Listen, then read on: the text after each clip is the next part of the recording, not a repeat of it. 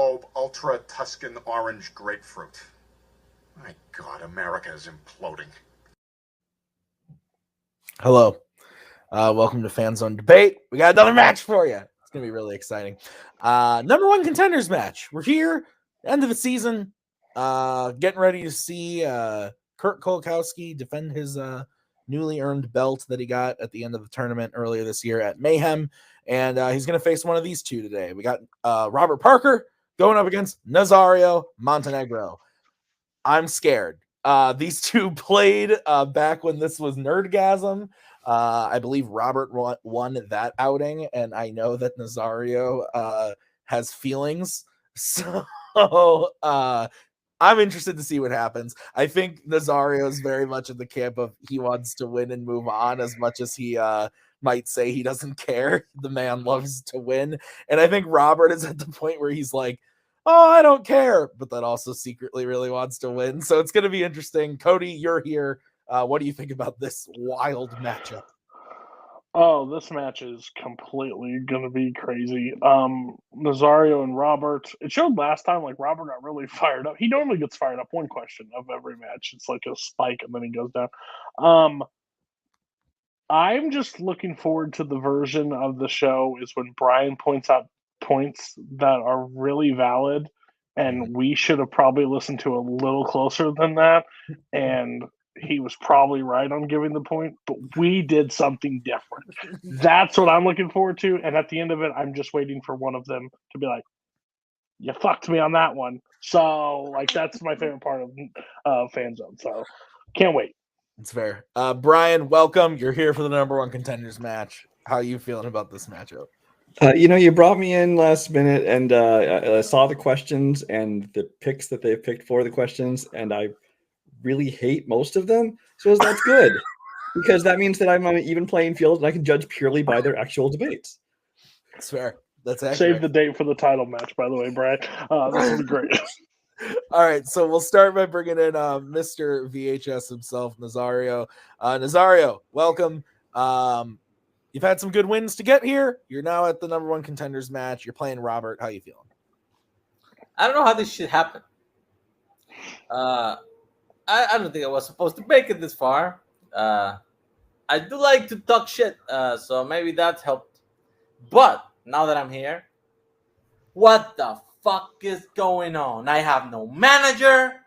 You have your brother-in-law for a judge. The manager of the guy is here too, even though he technically doesn't manage him anymore. Something's fishy. Okay, we're gonna bring Brian, you're my only hope. We're gonna bring in Robert. Robert, you were here, like I said, for Nazario. You only had to play one match to get here. You played Cameron in a very good match that went down to the wire, and now you're playing Nazario again after you guys played a couple years back. How are you feeling about this matchup? I'm good. Nazario, don't worry. Neither of these guys have any qualms with voting against me. So don't worry about that for 1 second. Yeah, excuse me. Last match against Cam was fun. It was nice to get back in the ring. It went down to the wire. I'm expecting this one to probably do the same, but maybe not. These are all questions that, like, it's just going to be really interesting to see how both of us argue them, because I think we picked very different answers on almost every question. Yeah. All right. So we're going to get right into the match. Here's how it's going to work. As we've alluded to, there are 4 prep questions in the match based on categories that the players drafted. Cody and I wrote those questions, gave them to them. They submitted answers, and now they will debate them, starting with a 1-minute opening, a 5-minute freeform, followed by a 1-minute closing. At the end of said debate, Cody, Brian, and I will write on our handy-dandy boards who we thought should have won that question. 2 out of 3 votes wins you the point, and 3 points wins you the match. Gentlemen, are there any questions before we get into the first question of the match? Nope. All right, then let's get ready to fight.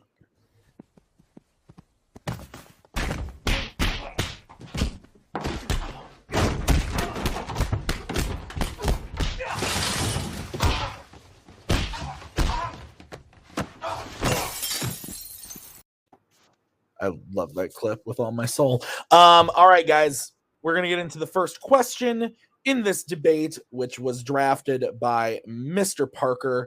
It is in the category of Planet of the Apes, and the question is, what is the best quote in the original Planet of the Apes series? So, Robert, you drafted this. That means you get to go first. You have 1 minute to open your argument when you start talking.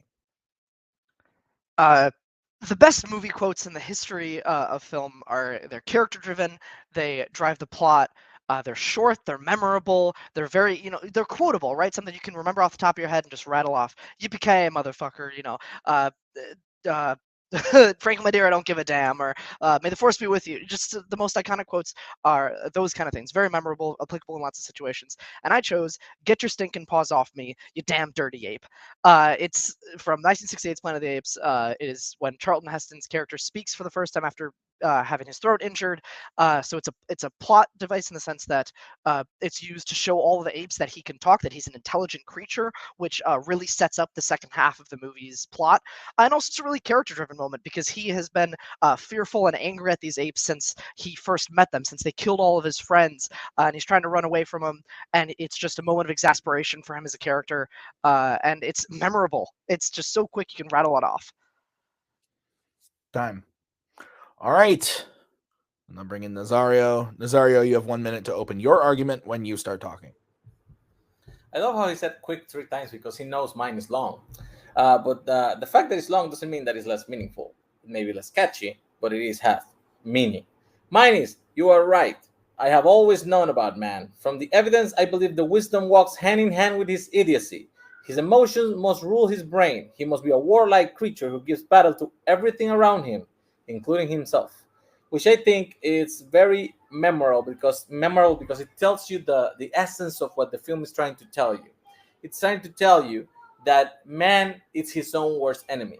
It's the creature that dominates the world yet cannot get out of its own way to live peacefully, and how other races, like the apes, for example, in this film, can move on, coexist, and develop into a better species with the absence or the limitations on man, which I think it's actually very meaningful, and it applies to our society even today.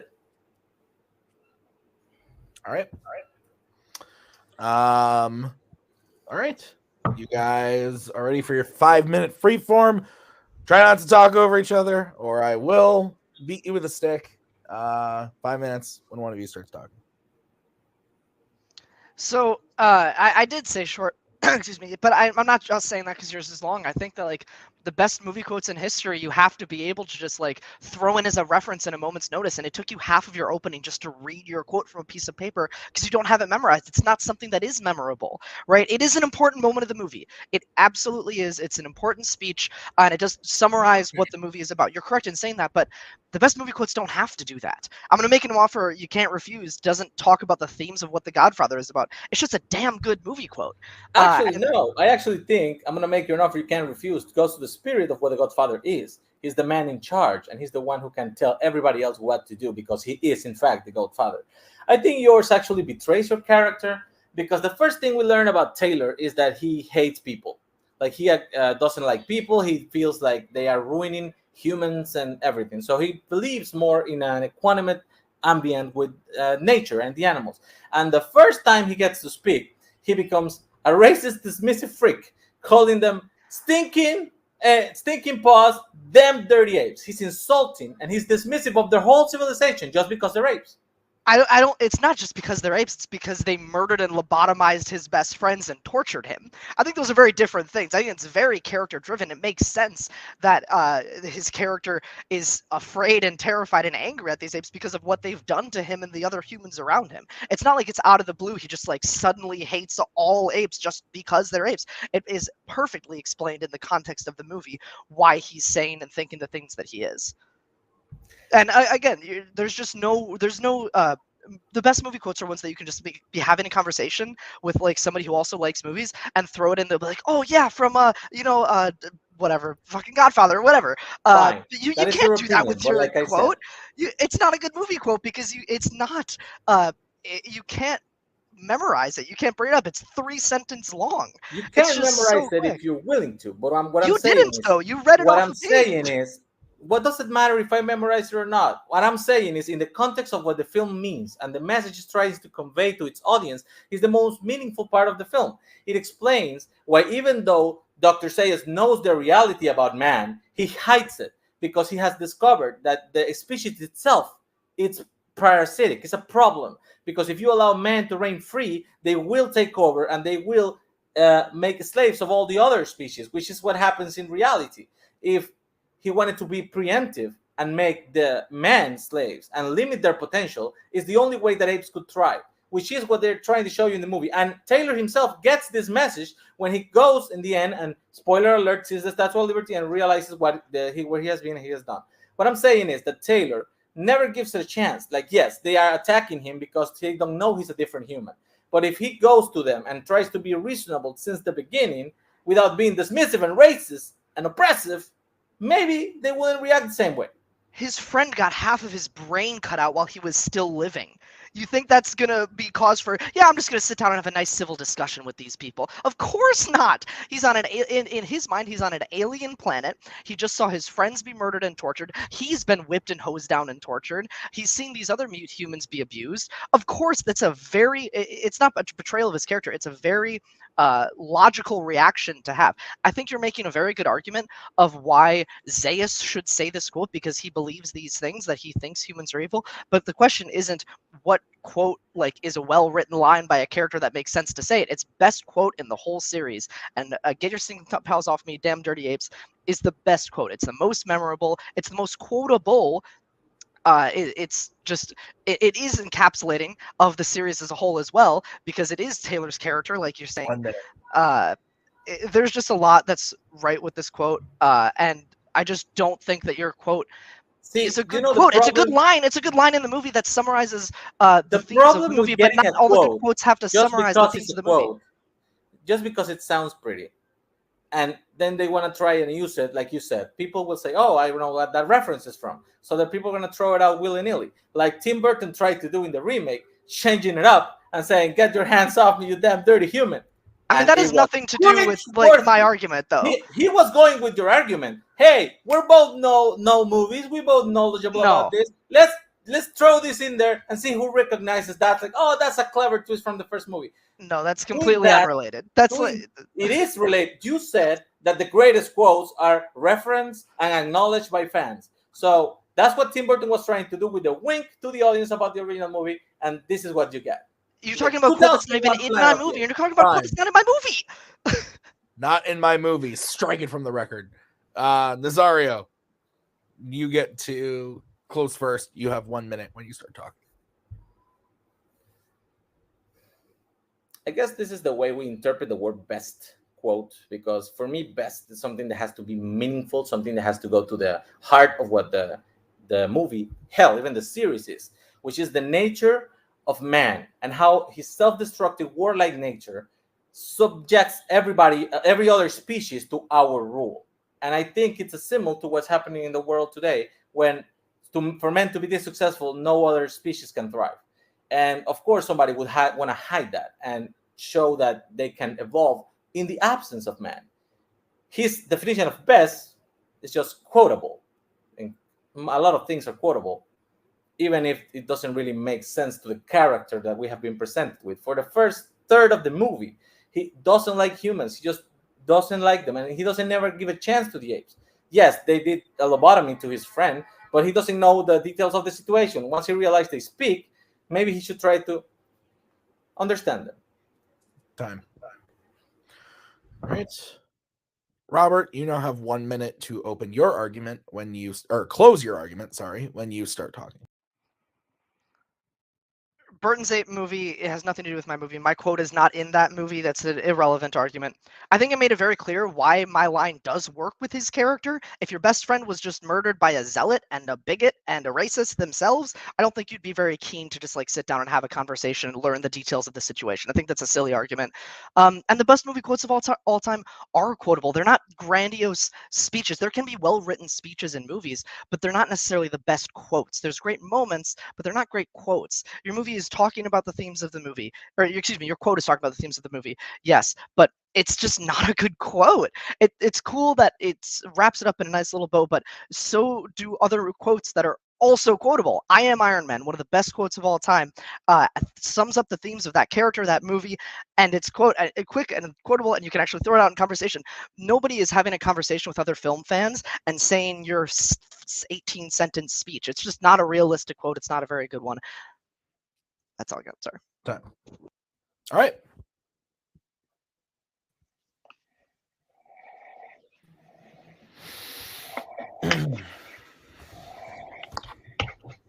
Good, everybody? Yeah, except there was some bullshit thrown out at the end, but we'll talk about that when my time.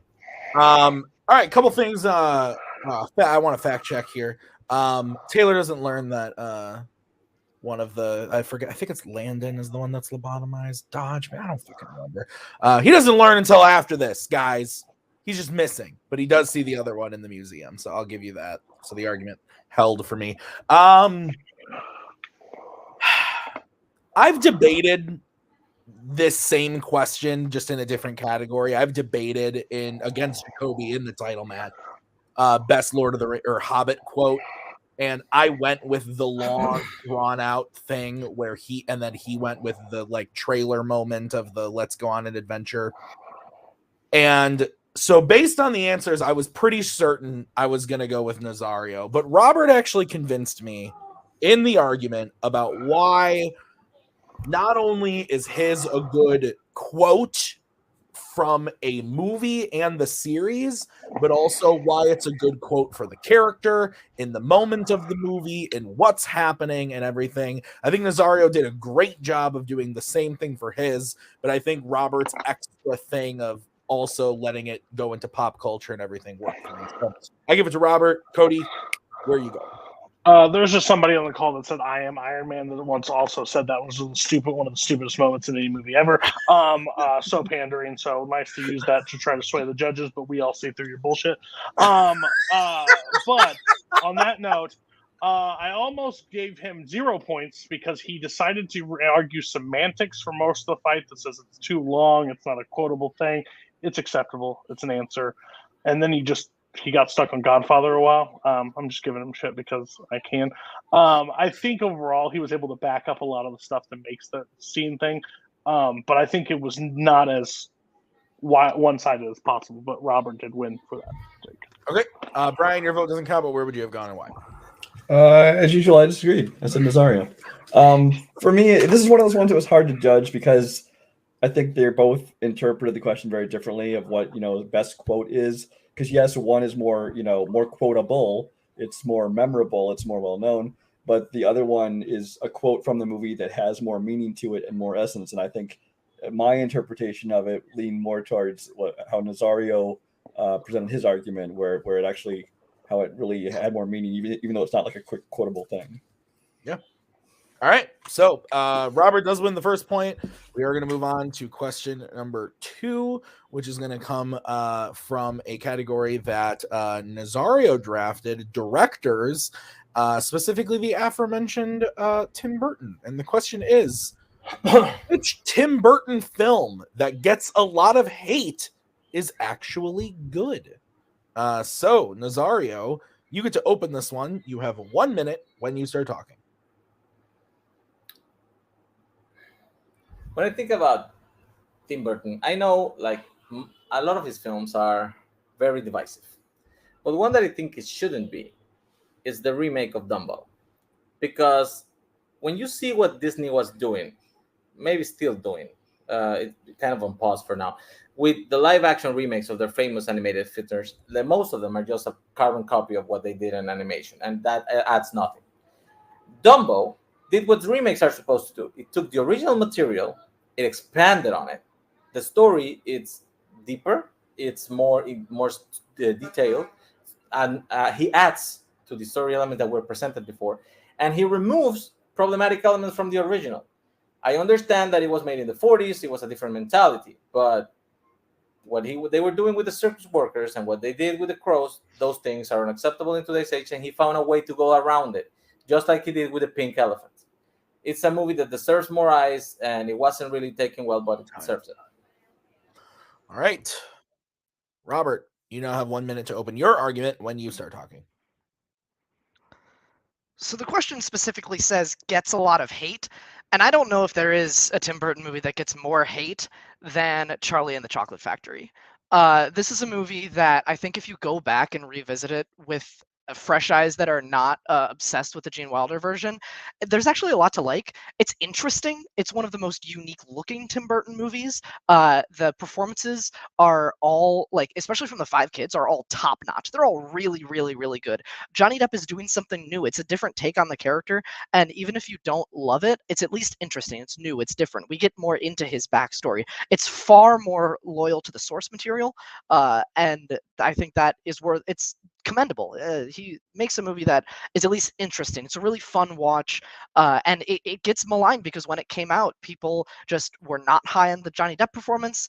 People were not high on, I don't know what it was. I think it was literally just that performance, but that performance is at least interesting, and there's a lot else in that movie besides just that performance to love. All right. Charlie and the Chocolate Factory versus Dumbo. 5 minute of free form when one of you starts talking. I actually agree with what you said. Charlie and the Chocolate Factory is a good movie, and and it gets the most hate. Most people agree with you because I don't know where you find talking to. I checked, and he has an 83% score on Rotten Tomatoes. It's a positive movie. That movie made over $500 million in the box office worldwide in $2005, which translates to about Transformers movies make billions of dollars too. Box office means nothing. I'm sorry. It means people went to see it. Dumbo didn't do shit. It's rotten on Rotten Tomatoes, below 50. It's had like $350 million in 2019 dollars, which is a lot less money. So basically, less than half the people that wanted to even give it a chance gave it a chance. And the movie just gets ignored because Disney dropped 3 live-action remakes on the same year, including The Lion King, which is pan as hell. But people still don't give a shit about Dumbo. They never gave it a shot. And yours is actually pretty well received. Anybody who doesn't love the Gene Wilder one actually kind of likes the Charlie Chocolate Factory one. I think you said some really interesting things, though. So first off, it has a 51% audience score, so it is rotten with the audience score. So if you want to use Rotten Tomatoes as a metric, let's use similar metrics here. Also, box office means nothing for the quality of the film. There are great movies that make nothing. There are terrible movies that make lots of money. I think that's an irrelevant argument. But then you said most people didn't give it a chance, is what you said about Dumbo, and you also said something along the lines of like people are just mild on it, and that's right. It doesn't get hate. Dumbo, the question specifically said, what Tim Burton movie that gets a lot of hate? I've never met somebody, I've never even seen a review or a letterbox score or anything of somebody who despises Dumbo, who gives it so much hate. Everybody that I know that has seen it, and also on Rotten Tomatoes score, like you said, it's like mid-40s, which is middling. It's not like 20%. It's not something that's horrible. It's just everybody who's seen it is like, yeah, that was fine, or yeah, it was good. Or not really for me. Nobody hates Dumbo. Nobody hates Dumbo. The question said you're saying everybody that 50% is middling, and then you're saying that 50% is what Charlie and No, I'm saying that both Rotten Tomato scores should be thrown out the window. I'm saying both Rotten Tomato scores should be thrown out the window because they don't mean anything. I'm saying that people in general that you have conversations with, if they've seen Dumbo, they think it's fine. That movie, when it came out, was not barraged by critics. It was not barraged by fans of the source material. Neither was yours. Eh. Yes, yours was actually loved by critics. It's a very positive rating. It's over 80%. And let's say, move on. Let's not talk about Rotten Tomatoes anymore. Have you actually talked to people? Have you actually talked to people from that age range that grew up with this movie? The people who didn't grow up with the Wilder version, they like it.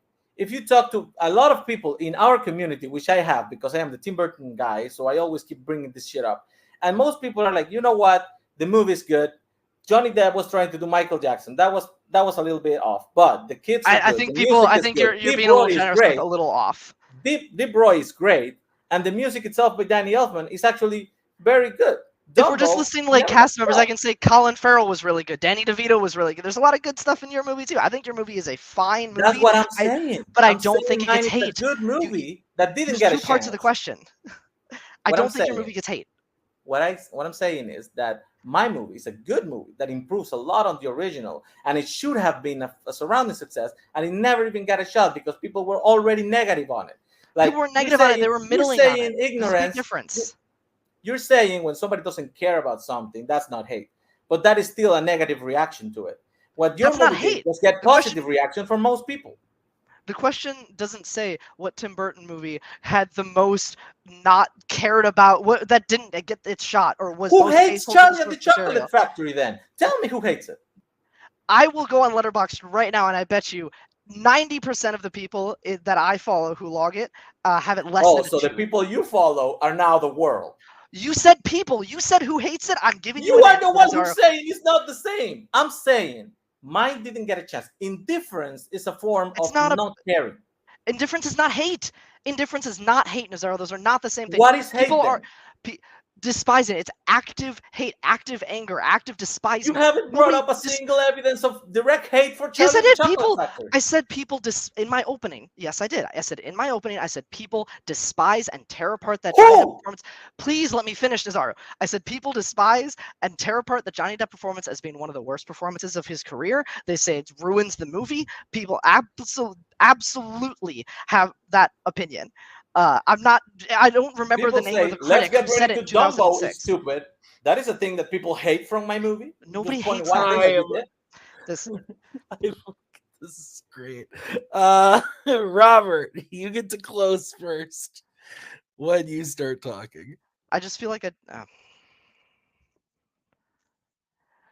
you can't like ask me to answer a question and then say, no, who says that? That's just like such a bad way of arguing.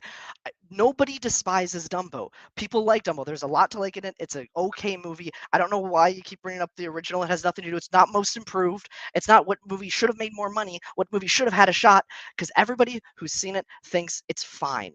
Nobody hates it. There's nothing that people point at and say, that fucking sucks.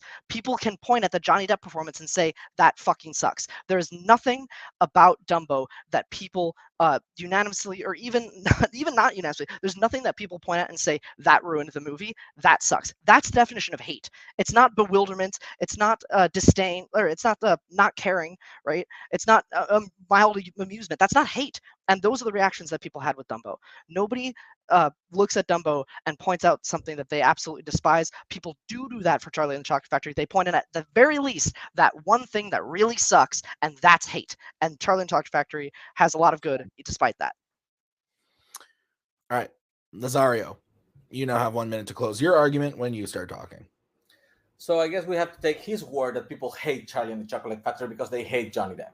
Well, I have had people tell me they hate "Let's Get Ready to Dumbo" from the fucking trailer from Dumbo, and that is enough to have evidence of hate.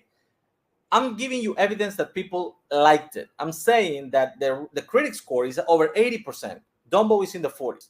And I'm saying that people went to actually see the movie because they were intrigued by it. And then people in our community, and you can check it on Letterboxd if you want later, it's averaging over 3 out of 5. And most people have it in 3.5 or higher. And when you ask people about Dumbo, they said, like, that looks stupid. I don't care.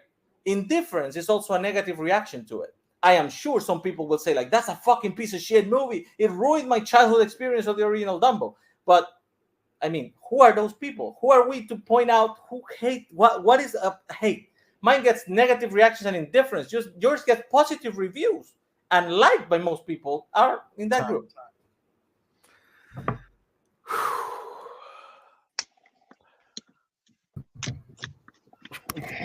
This is going about as well as I thought it was going to go with these two. This one is my favorite debate this has ever happened. Oh man.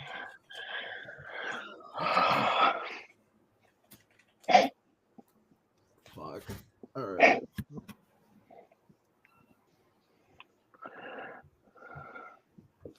All right, Ryan. Being here. Ryan, you get to go first. I think both of them spent the entire debate arguing the wrong side of the question. They spent the question is which one that gets the most hate is actually good, and they spent the entire time talking about why the other one doesn't get hate, which they've already been accepted as answers. So we've already established they do get hate, and very little time from either person was spent talking about why theirs was good. especially like Robert's summary. His entire thing was talking about Dumbo until his last 5 seconds. He goes, "Oh, and Charlie at Chocolate Factory has good things," and that was it. So the person who gave at least me a little bit of why theirs was actually good was Nazario. He was talking about some of the cast and things like that. So by a slight margin, Nazario. I agree with Brian that most of the freeform honestly was thrown out the window for me, especially when both players decided that the Rotten Tomatoes thing was stupid and they should move on from it after they spent a minute. I know you didn't bring it up, but after No. I was gonna say something else. Okay. Anyway, I went with Robert, and the reason I did was Robert was able to tell me why his movie got. Again, I think this is pretty bad all the way around, but to me, Robert's argument of why Charlie and the Chocolate Factory got hate, but then ends up being. There are things about it that are great that people should go back for versus Dumbo. I don't know. Nazario's whole just from the trailer, people didn't like it thing. I don't know. It didn't really work for me, but honestly, it was close in the sense that I didn't know which bad argument to take. So, Cody, you can decide it, and I think I know where you're going based on your facial reactions. Well, I mean, at the end of the day, I was sitting there with Brian. I was like, when is this going to switch from one side of it? Nazario pissed off Robert to an nth degree in this match that made him start his final closing with saying, "You can't fucking do this shit." Like, threw him completely off. Is it a bad strategy? But both of you weren't arguing the question. And if we argue the first 30 seconds of each one of your debates, you told me why the movie was good. And then the rest was like, "Oh, you want to talk to your friends? I'll talk to my friends. Rotten Tomatoes, Rotten Tomatoes. Box office means nothing. Yours is not good." It was Michael Jackson. It was so weird and back and forth. I went Nazario because just if anything's a defensive fighter, if Nazario thought he was losing, he literally put you in a bear trap, and it was weird. Like, I also have strong problems with the fact that Charlie and the Chocolate Factory has an 83% on Rotten Tomatoes. I love how we said. Okay, nothing. You can tell us. We can cut this. What? All right, we're gonna move on to question number 3. This was drafted by Mr. Parker.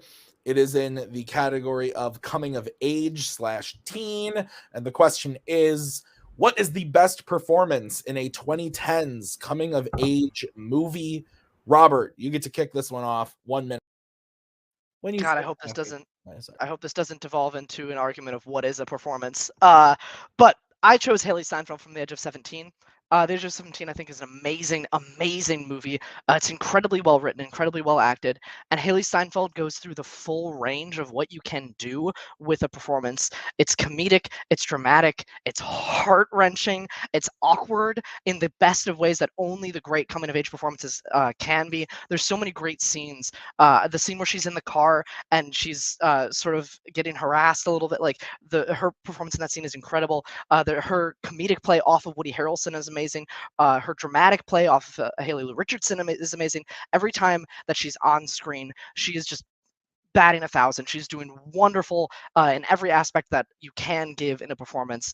There's more scenes that I'll go into in the middle, but yeah, Haley Steinfeld in The Edge of 17 is just like one of the best performances of the entire decade, much less coming of age movies. Okay. We'll move over to Nazario for his opening. 1 minute when you start talking.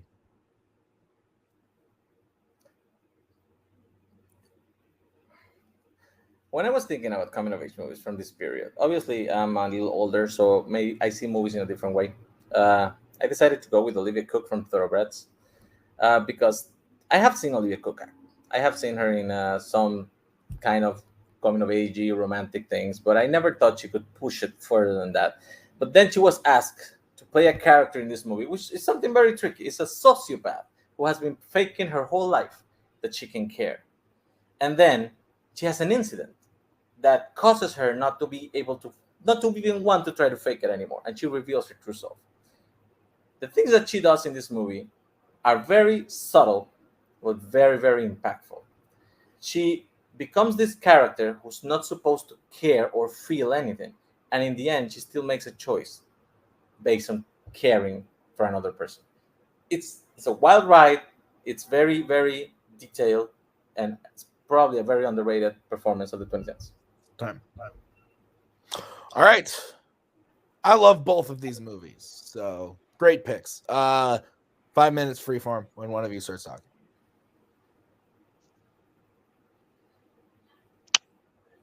Okay. Olivia Cook and Thoroughbreds. The biggest problem that I have with this performance is it's not the best performance in the movie. Anya Taylor-Joy is way better than she is. There's just so much. So when I look for in a performance, what I like to see is that range of emotions. It's not just being one note. And I really do think Olivia Cook is one note in this movie. She is just that sociopath. She is just despondent. She's just that person who doesn't care. You don't really get to see her play anything else. It's just that. And I think it's an interesting plot and an interesting story, but I don't think she brings much to that performance that another actress couldn't do. I just don't think there's a lot of layers in her performance. I think that is the part where it kind of tricks you. Like, if you're not paying attention, it may feel like she's being one note, but she's the one holding the hand of Anna Taylor-Joy during the whole thing. Anna Taylor-Joy is being a lot more showy. I agree on that. But that is because that's what her character is supposed to be. She's supposed to be this good girl who turns bad in the end, breaks bad, and goes into the other side because of the influence of her friends. But the thing is that you're not taking into account all the subtleties along the way. There is one scene where she shows her the technique where he's supposed to teach her how to fake cry. And if you're watching that for the first time and you do not know what is going on, you think she's actually feeling what she's feeling. Because that's what I'm saying. It's very hard to sell a person who cannot feel things while actually faking to feel. On your character side, honestly, I like the movie. I think it's a solid movie. I don't even think she's the best thing in it. You mentioned Haley Lou Richardson. She's a lot more like natural, a lot more caring. Her arc in this movie is actually a lot more intriguing to me personally than Haley Steinfeld's, because she is a person who actually has to feel like she betrays her friend because of following her heart, and how she can fix and mend that bridge. And we don't get to see that. She just gets thrown off the screen, and we follow Haley Steinfeld, who's doing her best. I don't know, Emma Stone in ECA version, or Lady Bird from the movie, like in a lot of similar movies we have seen. I think that's a gross oversimplification of the part about you don't get to see the mending of the bridges between Haley Richardson and Haley Steinfeld. That's not Haley Steinfeld's fault in her performance. That's just the movie, and this isn't arguing the best coming of age movie. It's the best performance in one. Haley Richardson is very good, but I think she's only good because she's. If there's a dramatic way to do a straight man and a funny guy, if you know what I mean, Haley Richardson is that person that, again, is a little bit. She has to be played off of, is what I'm saying with Haley Steinfeld. I don't know the best way to word that, but the problem with the scene you're talking about, the crying scene, is at the end of it, she goes back to that one note. She goes back to despondent. She goes back to sociopathic. And I'm not saying that there's not. I'm not saying that there's not subtleties, but I don't think subtlety is the same thing as nuance. I don't think subtlety and layers are the same thing. I do think there are subtleties in her performance, but I don't think it shows a range of a performance. Whereas Haley Steinfeld definitely has that. The scenes with her in her classroom, every time she talks to Woody Harrelson, is just electric. Every time, like I said, the scene in the car, the scene in the pet store where she sees her crush, and it's like when you were in high school and you saw your crush in public. Like, it's the most embarrassing sort of blushing. Like, it's just an incredible performance all the way around. This is what I'm saying. You're going for the showy thing. You're going for the Sean Penn, I Am Sam school of acting. Like, it's just layered. There's just they more do the bigger thing, and you feel more impressed by that, which is the same reason why I didn't pick Anna Taylor-Joy from Thoroughbred. That is the easy thing. To do the hard thing is to be the person who has to show you different levels of performance without being able to actually show you overtly that. You can get small details of the way she's turning. She's definitely a sociopath for most of the movie, but she still cares about her friend. And you can see little seeds on that when she starts to give her a small outs throughout the movie. And you can see it for the big thing in the end, where even though she knows her friend is betraying her, she knows it's going to cost her life, she still does it. If she didn't care, if she didn't have the seeds of caring before, that wouldn't have worked. And it does work. Like I'm saying with yours, your performance is too similar to every other girl coming of age of the 2010s. And to be honest, I still think Lady Bird is the better choice. If you had taken that as an example, I could see that performance being more to the level of what I'm arguing here. those performances are very different because those movies are very different because the directors and the writers are very different. Saying that you should Every have movie's chosen different. then you should have chosen Lady Bird too. If that's the argument you're going to make, my point about Haley Steinfeld is it's not showy, it's grounded. The showy thing would be like this Sean Penn and I am saying. That's not what that's not what Haley Steinfeld is doing in the scene. It's not showy, it's grounded. I'll talk about it more in my closing, but just saying that like somebody has a lot of big scenes doesn't mean that the performance isn't layered. Time. Okay. Robert drafted this. So Nazario, you're gonna go first with your closing. You have 1 minute when you start talking. I'm not saying if you are showy, it does not layer. I'm saying it's easier to have that performance than the performance that Olivia Cooke did in Thoroughbreds. And I also didn't say that Lady Bird was better than Thoroughbreds, because it's not. I'm just saying it's better than Haley Steinfeld in The Age of 17. The problem with your film is that it's very samey. It's the same old coming-of-age movie, that the same old kind of performance that we have gotten from a lot of other actresses, like in Booksmart, in ECA, Lady Bird, that was even better received. But the problem is that Haley Steinfeld really downplays the character to the point that she gets second place in every scene she's in. She gets outseen by Woody Harrelson, she gets by Haley Lu Richardson, who's a much better actress. Olivia Cooke is at the center of Thoroughbreds, and she drives the change that goes into Anna Taylor-Joy's character. Without her performance, you cannot believe Anna Taylor-Joy's change. And when it wraps it up in the final scene, where she actually does the sacrifice for her friend when she's supposed not to care for her, that subtlety, that level of performance is what excels in coming-of-age movies. Coming-of-age movies. Strike it from the record. Bring in Robert. Robert, you have 1 minute to close when you start talking. Again, I don't think subtlety and nuance are the same thing. I think nuance is what you want in performance, something that shows multiple layers, that has more to say, something that shows just a bigger range of emotion, and that's not what you have in Thoroughbreds. There's subtlety, but there's not nuance. There's no layers. If you're talking about it being the same old coming-of-age movie, it's not. The scene at the end with her brother in the hallway, where she's talking to her brother, Haley Steinfeld is in the verge of tears, and she's talking about how terrified she is of who she's become and how scared she is to be herself, and the trajectory that her life is taking. That is not unlike any other performance in any other movie. Nobody could have pulled that off. She's not being outplayed in each of her scenes. She's choosing her moments carefully, because that's what a great performance does. It doesn't have to be the absolute center of every single scene. Sometimes you have co-stars that you need to play off of to make the scene emotionally resonant, and you see a full spectrum of emotion, from grief to sadness to longing to love to joy to bliss. All of that is in Haley Steinfeld. Time.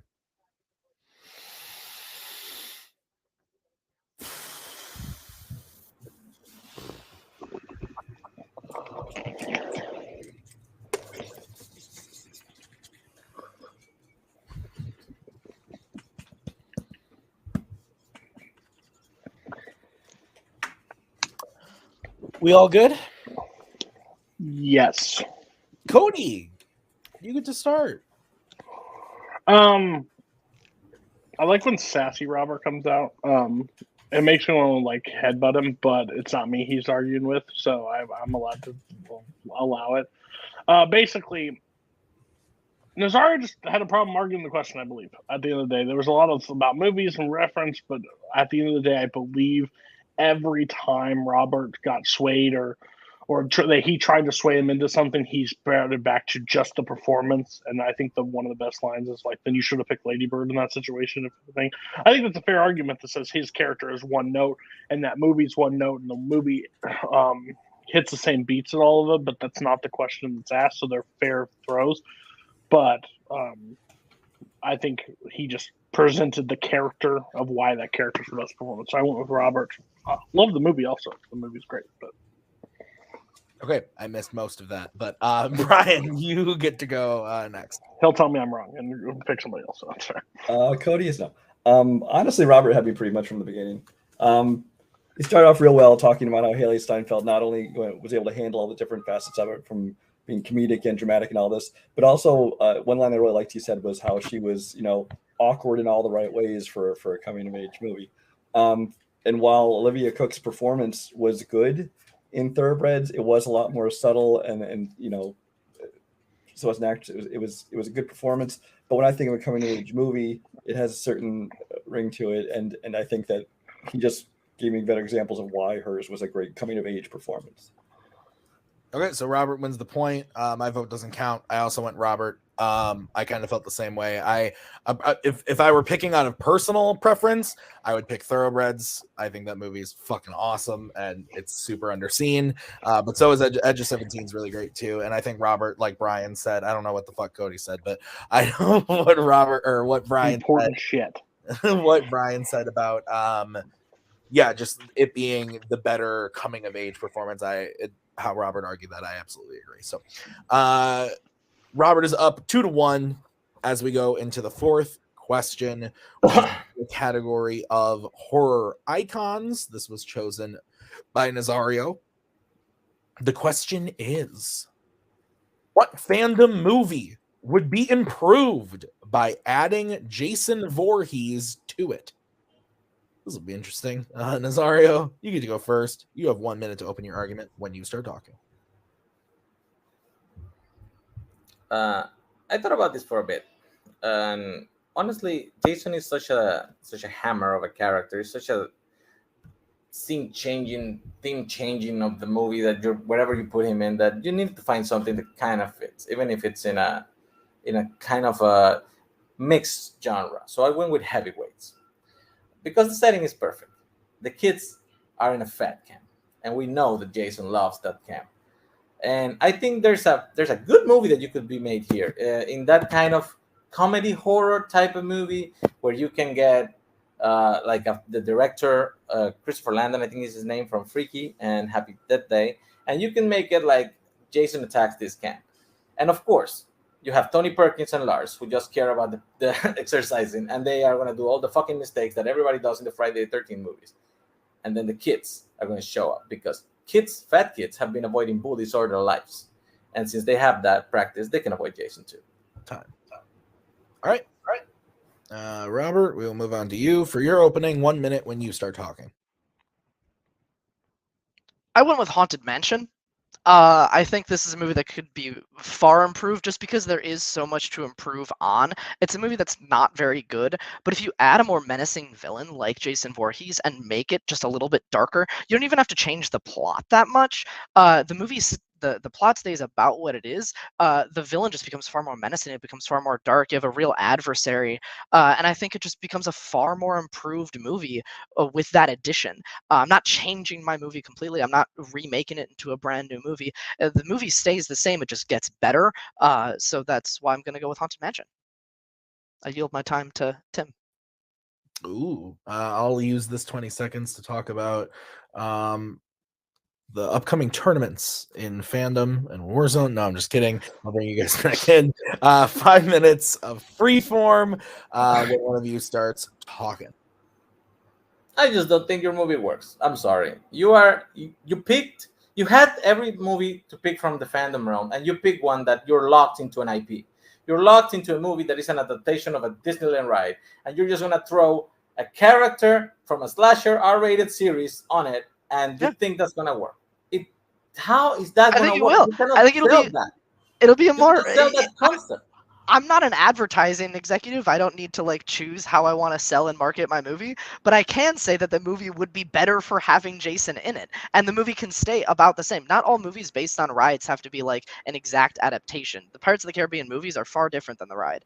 On the other side, Heavyweights, you're just changing that movie completely. You're taking out what the heart and soul of that movie, which is the comedy.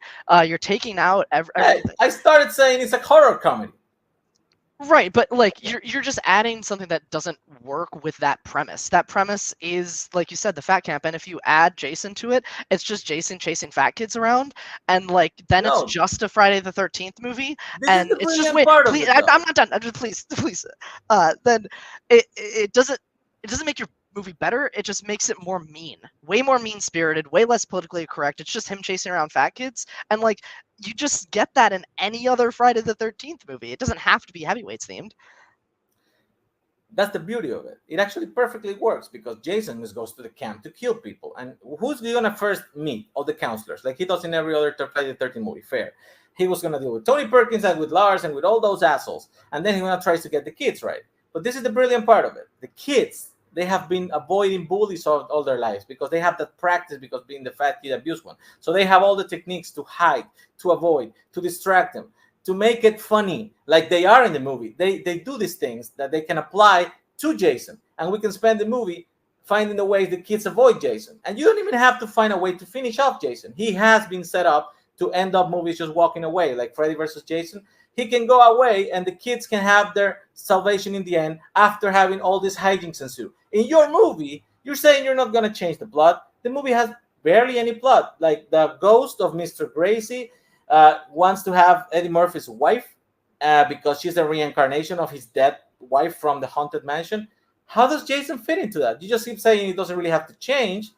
Where do you fit him in? I think this what I meant is the heart and soul of the movie doesn't have to change. Like what you said the plot. You accused me of changing the plot of the movie, so I want to see how your movie doesn't change. So I'm saying you are changing the plot of the movie. I think the changes that would be made with Haunted Mansion fit in more with the tone that movie is already going for. I think you're changing the tone of Heavyweights completely, and also like the best Friday the 13th movies, the best use of Jason in movies are not the comedic ones. It's not those aren't the ones that work the best. The ones that work the best are the ones that take him seriously as a really menacing villain. And I just don't think if he's chasing around fat kids, that's going to be a menacing villain. It's just going to be the entire movie is going to be a joke about how they're fat, and that's just not like it's just not good. It's just mean. It's not. I did not say the joke was that they were fat. I was saying they are going to be. But that's what the joke of Heavyweights is. They're going to use the abuse that they receive as fat people being bullied.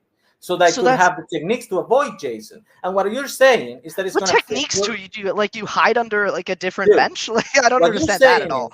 What you're saying is your vibe is gonna embrace Jason. It's not even the same type of horror. Haunted Mansion is a supernatural ghost Jason's story. Supernatural. Jason is a slasher film.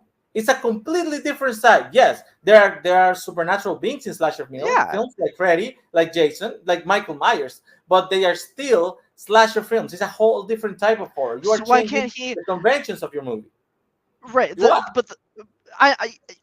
tone of the movie is still staying the same though. It's still him going into this dark, creepy place, and now like you don't have to change what the movie is going for. I'm not saying the movie Haunted Mansion does not succeed as it is. In the story Please let me. I'm trying to tell you, and you keep interrupting me.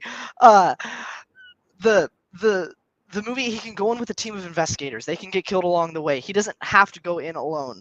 The ghost of the wife can be related somehow to Jason. Like, there's a way to do it where the bad parts of Haunted Mansion are improved. You're not improving Heavyweights. Heavyweights is already a fine movie. It doesn't need Jason to get better. The question says what movie is most improved. Haunted Mansion is terrible. Adding this sinister, dark villain that is taken seriously and not turned into a joke makes that movie better, and the tone stays. You can still have jokes, but it can still be a dark supernatural. It does not fit with the plot of the movie. The first thing you said is you're changing the movie too much, and then you said mine just fits Jason, and he doesn't because it's a supernatural being on a horror comedy. Horror comedy, strike it from the record.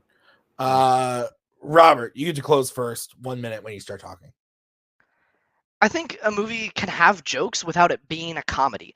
And I think that's what happens when you add Jason into Haunted Mansion, especially with Eddie Murphy playing off of him. It can still be a funny movie that's not a downright comedy, because that's where Haunted Mansion went wrong. It didn't take itself seriously enough. It wasn't dark enough. It didn't have a sinister enough villain.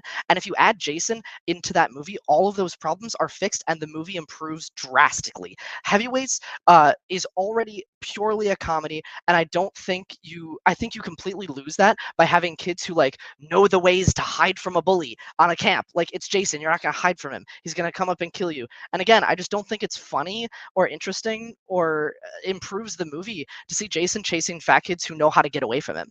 It's just mean-spirited. It's despiseful of what Heavyweights already is, which is clever. Heavyweights is clever. This movie would not be clever if you add Jason into it. That's all I got. Okay. Move over to Nazario. You have 1 minute when you start talking. I like how he spent half his closing argument arguing his opinion on what my movie would be. Like, I don't know if he has the references that I said with Christopher Landon, how he can make horror funny, but it would work. And that you have a way to do this without being insulting or demeaning. You never explain how you're going to put Jason in your movie, in the plot. I told you the plot of the movie. The movie is that the ghost of Mr. Gracie wants the wife of Eddie Murphy because he's a reincarnated spirit of his dead wife. How are you going to put Jason in that? He's going to be there, And he's gonna do what? Is he supposed to kill Eddie Murphy? Is that supposed to make your movie more serious? Jason also works in comedy. You say he works better when he's dark. Fine. There are some good movies that are like that. But Jason X is totally played for laughs. Freddy vs. Jason is played half and half. And Jason excels in both those films. And in the end, I think mine is a functional movie that you can actually realize. You can never put Jason in a Disneyland ride adaptation of movie and say, this is going to work. And Disney's going to release that as an R-rated movie. Time. Come on. All right. First point that I would like to make, a little bit of housekeeping. Nazario calling Jason X a film, a bit of a stretch, but Nazario, I won't take any points away from you for that. Okay. I get to go first on this one. Proud of you. I'm gonna go with Nazario. I thought that Nazario did a really good job of explaining what his movie would look like. I disagree with him saying that Robert never said what his would. I think Robert did. I just think that Nazario overall pitched taking this character, putting him into another fandom movie and making it work and improving it to make it fun. And I thought he did a good job of tearing down most of what Robert had to say about Haunted Mansion. So, Cody. Few things, few housekeeping. One, I don't know if Robert has seen Heavyweights or has seen a Friday the 13th movie. That's still a good question. Fair enough. Second thing is, he did explain his plot of the movie. The problem is he explained the plot of this movie that nothing changes. He just adds Jason. That was the main crux, and then he started adding. Hold on. I think this is my turn to talk. Thank you. But yes, I was talking about the plot thing. He just added Jason to it, and everything just continued. Like, that's fine. But then he started like adding stuff like Nazario did. I think they both got a little lost track on what the full question was. But I can't wait to see Jason join the four-headed like quartet in that movie. But I went with Nazario because I think he just painted the better picture. And as a proud member of the fat community, I would love to see Jason kill a bunch of fatties. It'd be great, and we would be okay to see that while eating popcorn. Brian, your vote doesn't count. Where would you have gone and why? I also said Nazario. I think that, first of all, Robert was saying how you add Jason to his movie and it's not really going to change it, but it's a PG Disney movie and you're going to add Jason, it's going to change. Nazario admitted that change and told us how it's going to integrate into his story. I think, like you said, he painted a lot better picture of what his movie's going to be and how it's and what's it going to look like. And so, yeah, that's what Nazario. Okay, so that means we are tied 2-2. We're going to go to a bonus question. Here's how this is going to work. Cody and I have randomized the things in order to find a question for you guys. I'm going to say the question. I'm going to then repeat the question a second time after I've said it for the second time. The players will be allowed to answer the question. Whoever answers first will be going first. You will have 45 seconds. Then your opponent will get 45 seconds. Then you will get a 30-second rebuttal. Then your opponent will get a 30-second rebuttal. You can use your time for absolutely anything you would like. So, any questions about how the speed round bonus question is going to work? No. Okay, so the question is coming from the world of fandom. The question is, who is the most annoying main character in an animated fandom movie? Again, who is the most annoying main character in an animated fandom movie? We can Google, right? Yes, you can.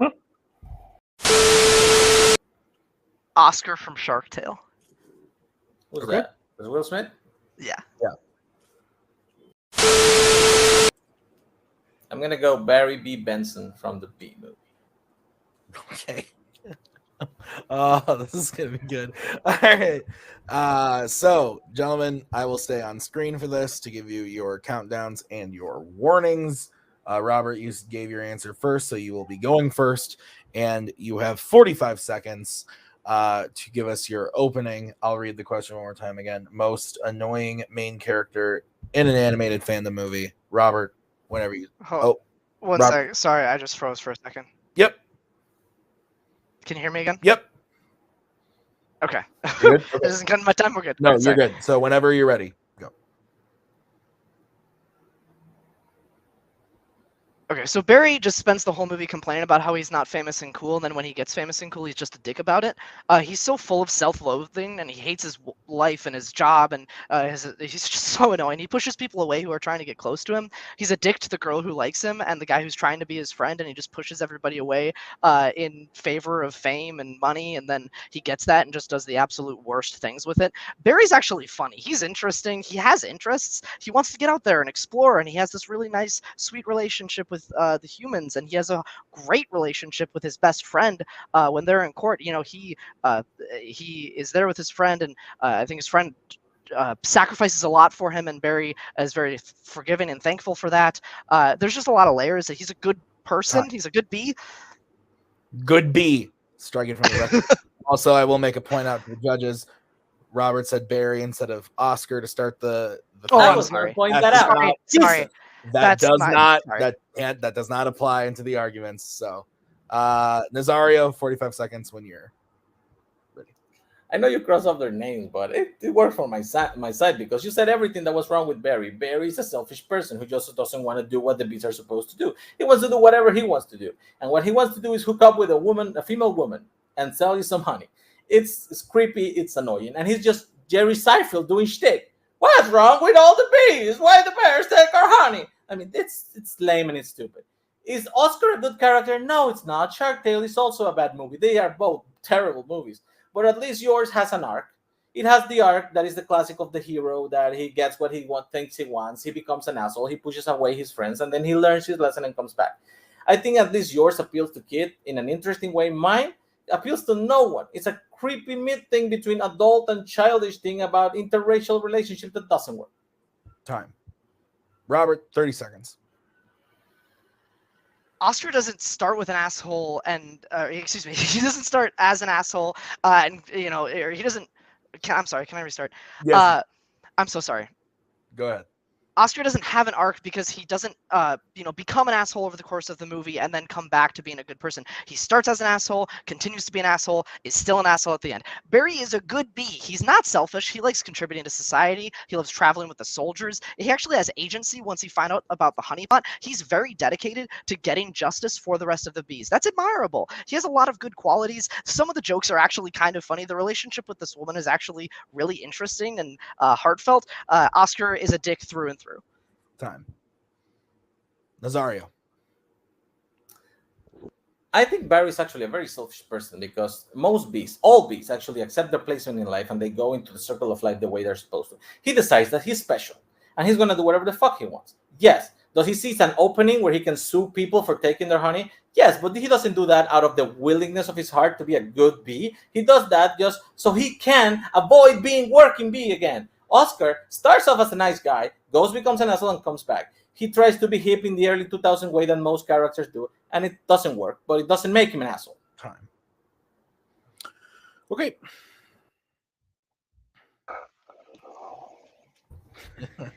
Oscar doesn't have an asshole. I'm sorry. I got my words got real jumbled there. This is quote of the year for me.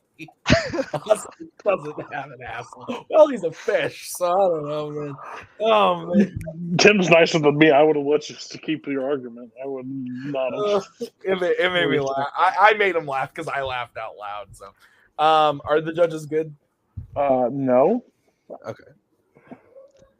How about now? Oh my god. Oh, no way. I'm saying now I was very confused because he starts off talking about Barry when it's supposed to be Oscar. That was my fault. Yeah. Then And it Nazario works, says actually. that his person wants to hook up with a female woman, which I assume all the females are women. As I'm assuming opposed to not the human non-female women. Yeah. And then he's talking about somebody starting out without an asshole. So I'm like, Was there an obvious answer to this question that we missed? I mean, I'll say what I would have said afterwards, but Okay. okay. Brian, you get to start on this one. Okay. The question was, who is the most annoying character? Is that correct? Yes. Okay. I didn't hear that from either person, so I was lost. They both described why their characters were assholes and dicks, and I didn't hear anything about why anyone was annoying. So that was a little hard for me to judge. The one person who gave me at least a little bit early on, but even he switched to asshole later on, was Nazario. I agree with Brian. I was thinking that the whole time because by the time we got to Robert's 30 seconds, I was thinking that Robert was winning this, and I was thinking, wait a minute, the question is annoying, not who's the better character or less of a dick or whatever. And so going by annoying, the person who actually gave me stuff about why their character was annoying was Nazario with the Jerry Seinfeld stuff and the whatnot. So while I think it was a good debate, I think they debated they didn't debate the question, and Nazario gave me something that involved the question. So I went with Nazario pretty much for the exact same reason. Cody, your vote doesn't count, but where would you have gone? My favorite is the sprinkling of the salt of annoying, because Nazario did bring it up in his first 45, but he's like, he's an asshole. He's annoying. He's an asshole. He's blah, blah. Like, he just sprinkled annoying in there and then use it for everything. But I did go with Nazario because I'm with you. I think overall, if you word this question multiple different ways, I also, in Robert's 30 seconds, he said all the stuff that makes Nazario's character good, but not less annoying than what he is. So it just was hard to argue. So, yeah. So with that, your winner is Nazario Montenegro going on to play for the title against Kirk. We're going to start by talking to Robert. Robert, great match. As always, you came to play, even if you didn't hadn't seen some of the movies that you were arguing for. I haven't seen Thoroughbreds either, so. Yeah, you made it. You made it very convincing. Well done. Thank you. At the very least, I can try to do that sometimes. I did okay against Cam too. I lost that point, but I can at least try to do that sometimes. That's fair. How are you feeling about the match overall? I feel fine. This is the least I've ever prepped. I probably would have watched Heavyweights or Haunted Mansion, but I didn't, and that's what happened. So I feel like I got heated in the first two, but I felt like that passion just sometimes makes me debate much worse, but also sometimes helps drive like my closings, and I think that really helped, especially with like the Haley Steinfeld round. I just thought, that kind of heat and passion helps sometimes, and sometimes it doesn't. And today it didn't as much as it did. That's fair. So obviously this means that you're done for the season.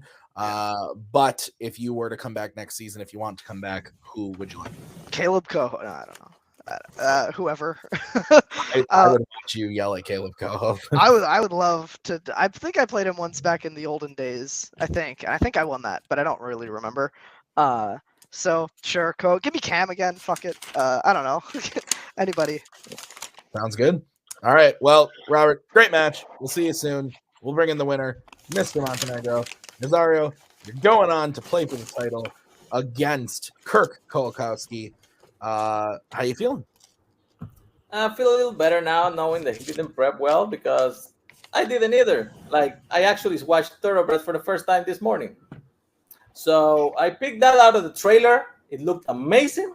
And then when I was watching, I was like, I should have picked Anya Taylor-Joy. But, that's what happens. That's the one category like I regret, because I don't know, man. Coming of age movies, it's such a snowflake bunch of things from the 2010s. Like, everything is very samey. Everything is just But I mean, I guess that's why he picked it, because we will fuck with me. Other than that, I think I did great. How do you feel? You're gonna be at the year-end event to play Kirk. Anything you want to say about your opponent, or are you excited? Do you think you can win? What's going through your head about that? I'm actually very excited. This is my first ever title shot in multiplex. Like, I've had one in Full Metal. I've never had one here. If it has to be debate, then so be it. But I do appreciate the opportunity to actually be in a meaningful thing by the end of the year. And I have never seen Kirk argue anything. But if he does it as much as he talks in top 100, all he does is argue. It's going to be long and boring. Yeah, I would go back and watch some of his matches, buddy.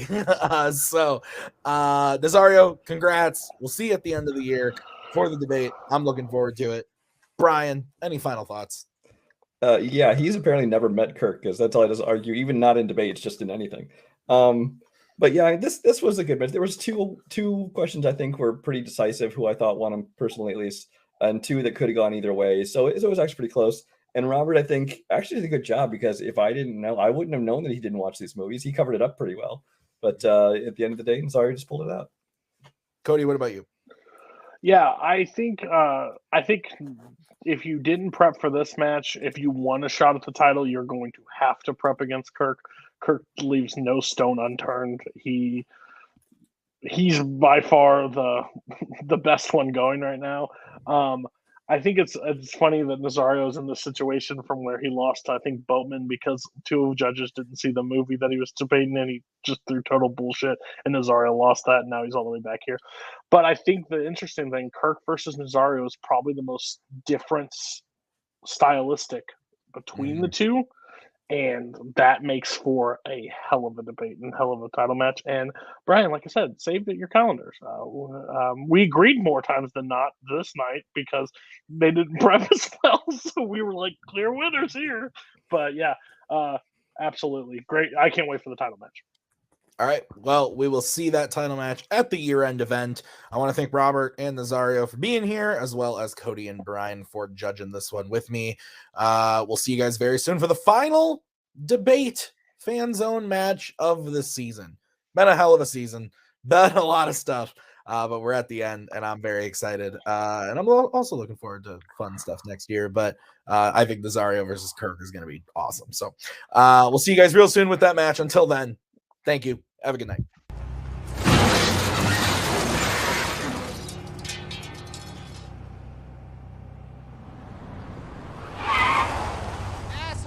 That's my bad. I was sending a tweet.